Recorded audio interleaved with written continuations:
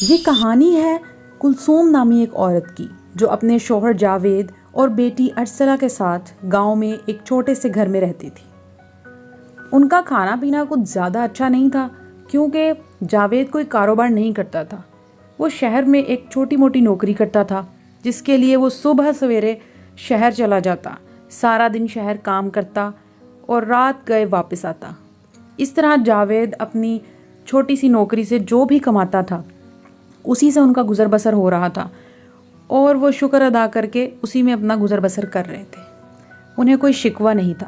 لیکن ایک دن جاوید واپسی پر آتے ہوئے کسی کار سے ٹکرایا۔ اس طرح اس کا ایکسیڈنٹ ہوا اور وہ ہمیشہ کے لیے گہری نیند سو گیا۔ ارسلہ اور کلثوم اس دنیا میں اکیلی رہ گئی تھی۔ اب ان کا پالنے والا کوئی نہیں تھا۔ کون تھا جو کماتا اور ان کا گزر بسر چلتا؟ جو بھی جمع پونجی تھوڑی بہت پڑی تھی، کچھ دن تک تو وہ اسی سے گزارا کرتی رہیں، وہی کھاتی رہیں، لیکن آہستہ آہستہ راشن بھی ختم ہونے لگ گیا۔ اب وہ پریشان ہونے لگ گئی کہ آخر اب کوئی کمانے والا بھی نہیں ہے، کہاں سے وہ راشن پورا کریں گی، کہاں سے وہ یہ سب کریں گی۔ کلثوم کو کچھ آتا بھی نہیں تھا، نہ کوئی ہنر، اور نہ ہی ارسلہ پڑھی لکھی تھی۔ ارسلہ بیٹا، سارا راشن ختم ہو گیا ہے، کچھ سمجھ نہیں آتا، اس طرح تو ہم فاقوں پر اتر آئیں گے۔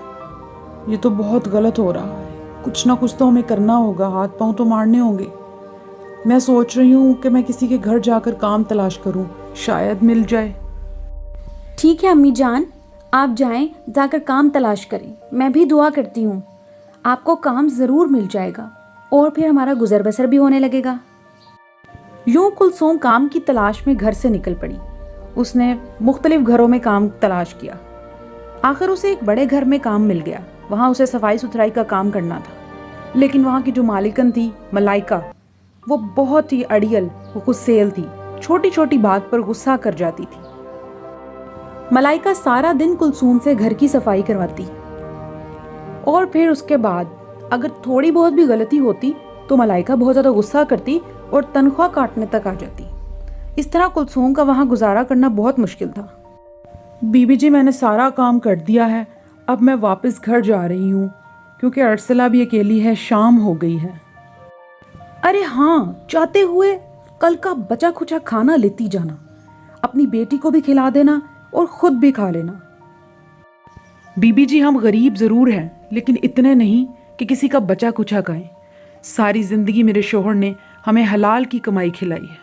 آپ بس میری تنخواہ دے دیں، اسی سے ہمارا اچھا گزر ہو جائے گا اور مجھے کچھ نہیں چاہیے آپ سے۔ تمہاری اتنی ہمت کہ تم مجھے انکار کرو، مجھ سے بدتمیزی کرو؟ تم 2 ٹکے کی عورت، دفع ہو جاؤ میرے گھر سے۔ کل سے کام پہ بھی مت آنا اور تمہیں کوئی پیسے ویسے نہیں ملنے والے۔ شرم نہیں آتی تم لوگوں کو؟ بی بی جی، یہ ظلم نہ کریں ہمارے ساتھ، ہم غریب ہیں۔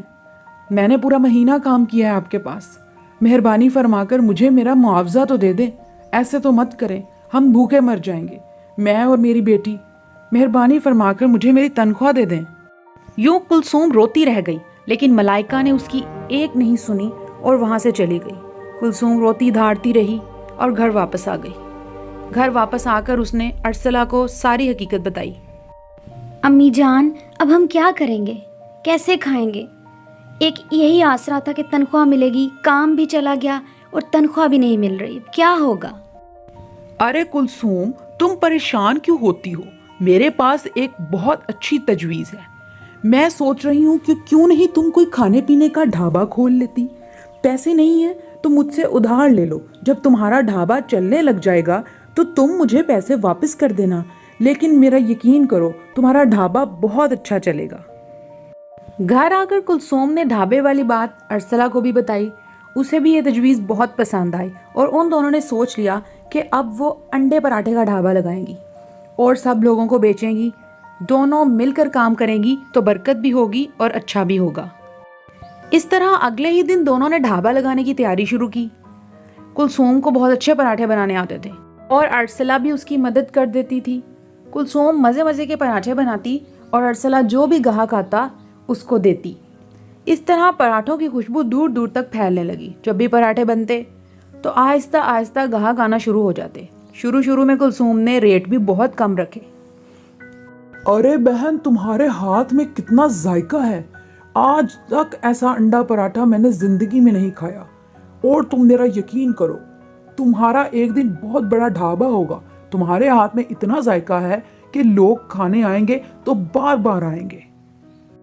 اس طرح کلثوم اور ارسلہ نے دن رات محنت کر کے انڈا پراٹھے کا ڈھابا چلایا۔ اس طرح وہ ڈھابا آہستہ آہستہ ترقی کرتا گیا، اب انہیں اچھی آمدن بھی ہونے لگی تھی اور وہ ہنسی خوشی زندگی گزارنے لگی تھی۔